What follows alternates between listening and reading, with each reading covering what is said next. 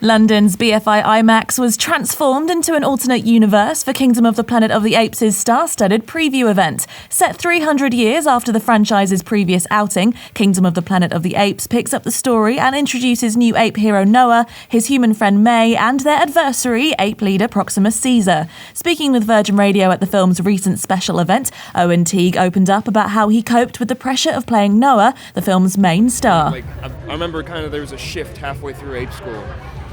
Which was kind of our pre-production rehearsal process where we were getting in the bodies and learning how to be apes. There was a shift halfway through where I suddenly found Noah's voice and literal how he spoke and the body, and I was like,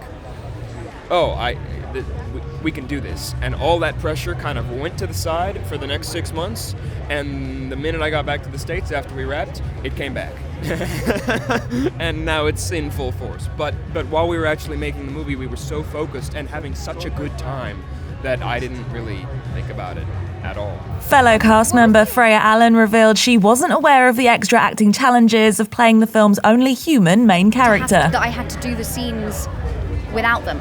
And I'd have to be talking to air and not looking at some tree in the distance as my eye line. I didn't know I was going to have to do that when I signed on. And then suddenly they said, yeah, so by the way, you're going to have to do the scene on your own without any actors in front of you. And I was like, what?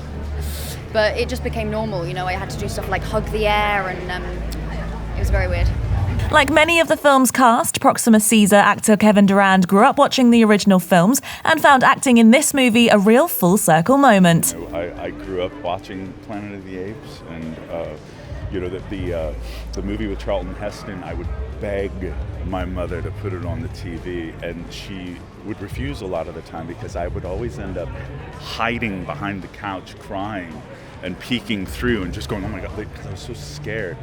And she would explain to me that they were just actors. And when my brain finally was able to process that, I was like, I want to play make-believe for a living, and maybe one day I'll get to be an ape. And here I am.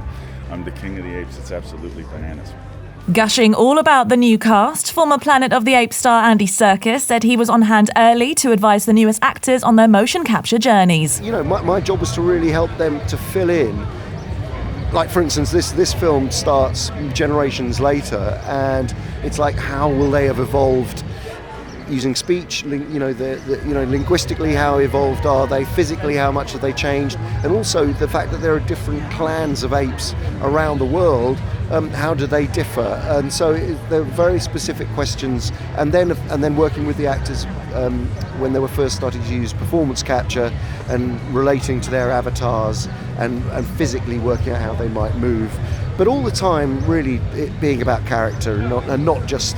People associate this with just being able to mimic, how a chimpanzee moves and so on. It's partially to do with that, but actually it's more about what you feel internally. For more entertainment stories and red carpet news, check out virginradio.co.uk.